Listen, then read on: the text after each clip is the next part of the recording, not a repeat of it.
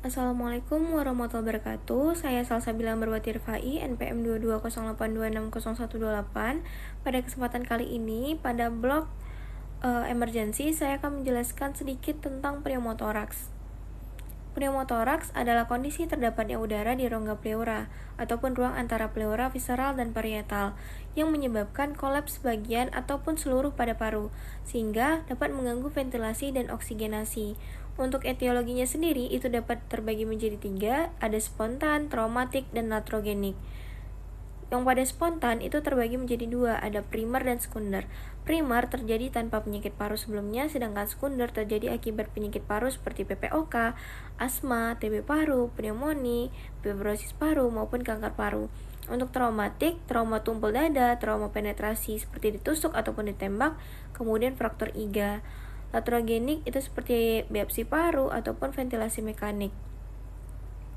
Untuk faktor resikonya sendiri, pada cabang faktor resiko bisa berdiri sendiri diakibatkan pada laki-laki, usia muda, spontan primer, perokok, tumbuh tinggi yang dan kurus, kemudian penyakit paru kronik, ventilasi tekanan positif, kemudian adanya riwayat pneumotoraks sebelumnya. Untuk klasifikasi sendiri itu ada 3, ada closed pneumotoraks, open pneumotoraks, dan tension pneumotoraks. Untuk patofisiologinya sendiri, jadi diawali dengan adanya robekan pada pleura mengakibatkan udara masuk kepada rongga pleura sehingga dapat menyebabkan tekanan intrapleuranya itu meningkat. Kemudian terjadi paru kolaps dan terjadi penurunan pertukaran gas. Pada tension pneumotoraks itu terjadi gangguan venous return sehingga dapat menyebabkan hipotensi. Untuk manifestasi klinisnya, gejalanya itu biasanya terdapat nyeri dada, kemudian sesak nafas, batuk kering. Kemudian untuk tandanya dapat dilihat seperti ada penurunan ekspansi dada, perkusi hipersonor, suara nafasnya menurun atau hilang, takipnu, dan takikardi.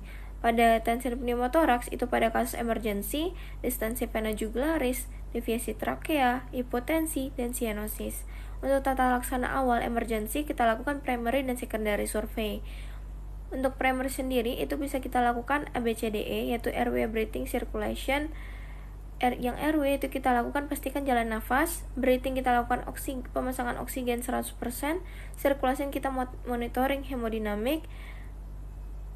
Kemudian pada tension pneumotoraks itu kita bisa lakukan needle decompression pada ICS 2 di mid clavicula, kemudian dilanjutkan chest tube.